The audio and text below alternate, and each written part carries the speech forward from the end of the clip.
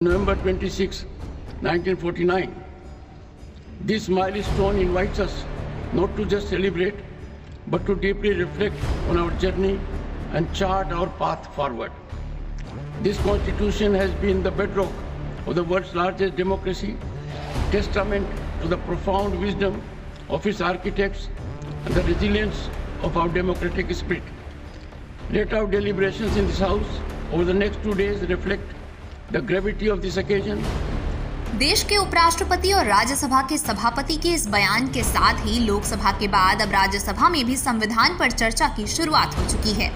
सत्ता पक्ष की तरफ से केंद्रीय वित्त मंत्री निर्मला सीतारमण ने चर्चा की शुरुआत सोमवार को भारतीय संविधान की यात्रा बताते हुए किया।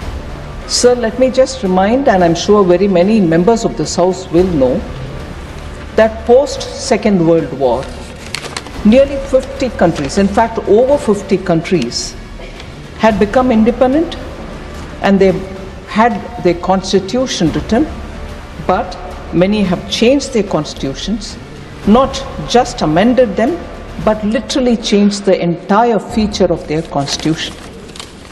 But our constitution has stood the test of time, of course yielded itself to very many amendments. वित्त मंत्री निर्मला सीतारमण ने संविधान पर चर्चा की शुरुआत की तो मुद्दा अतीत से लेकर आज तक कांग्रेस की तरफ से संविधान को लेकर अपनाए जा रहे रवैये पर भी उठाया। आप खुद सुनिए।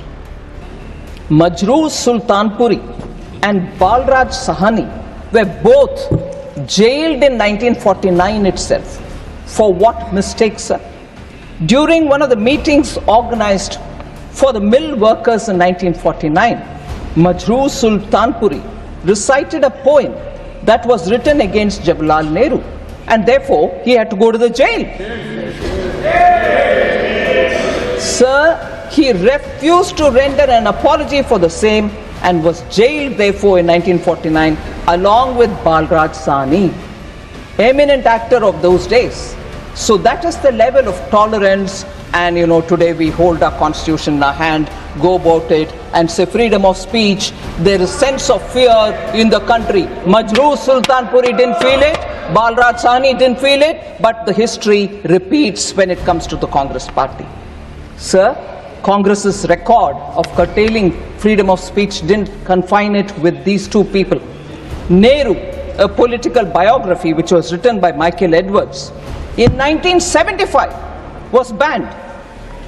They banned also a film called Kissa Kursi Ka in 1975, which was directed by Amritlal Nahata, just because it questioned Prime Minister Indira Gandhi and her son, and also the information broadcasting minister then. यही नहीं, वित्त मंत्री ने आपातकाल का भी जिक्र किया और उस कानून का भी जिक्र किया जिसके तहत नेताओं को जेल में डाला गया था। यही नहीं, इससे वर्तमान के बने सियासी समीकरण को लेकर भी वित्त मंत्री ने कांग्रेस पर हमला बोला। To all opposition parties were held in jail. Manya Advani ji, Manya Atal ji were all in jail under Preventive Detention Law, Maintenance of Internal Security Act 1971, the infamous MISA. And I know of political leaders who have chosen to have their children named after MISA to remember those black days. And now they wouldn't even mind having alliance with them. वित्त मंत्री निर्मला सीतारमण ने करीब 1 घंटे 19 minute का भाषण सदन में दिया। संविधान पर चर्चा के दौरान वित्त मंत्री निर्मला सीतारमण और कांग्रेस अध्यक्ष मल्लिकार्जुन खड़गे के बीच जमकर तकरार भी हुई। संविधान पर खतरा बना हुआ है। आने वाली पीढ़ियों के लिए इसे सहेज कर रखने के लिए हमें लगातार चौकन्ना रहना पड़ेगा, सतर्क रहना पड़ेगा, क्योंकि इनकी मंशा कब बदलती, क्या होती मालूम नहीं है। इसीलिए क्योंकि जो लोग 70 साल पहले अपनी पार्टी जो स्थापना की थी और अपना इनका जो मेन सपोर्टर है आरएसएस, ये सब लोग इसके खिलाफ बोलते गए, लेकिन कम से कम उनको अब देश के यानी सुरक्षित रखने का, एक रखने का अब बुद्धि देश के लोगों ने दिया। दूसरी तरफ सोमवार को लोकसभा की कार्यवाही फिर शुरू हुई। तो कांग्रेस सांसद प्रियंका गांधी ने अपने संसदीय क्षेत्र वायनाड में इंसान और जानवरों के बीच बढ़ते संघर्ष को लेकर सवाल किया। इस पर सत्ता पक्ष की तरफ से जवाब भी दिया गया। In the last 1 year, 90 people have been affected by this conflict, and just yesterday there was an attack by wild animals, by a wild elephant on someone. So I would also like to ask that the compensation be increased, especially for farmers and for ordinary people who are being affected by this conflict. सदस्य ने जो प्रश्न पूछा है वो इस मूल प्रश्न से अलग है। उनका जो वायनाड क्षेत्र है, वायनाड क्षेत्र में विशेष रूप से 3 तालुका क्षेत्रों में, मनंतवाड़ी में, सुल्तानबट्टी में और वैतरी में, वहाँ पर मैं खुद गया था। हम लोगों ने पूरी टीम बनाई थी।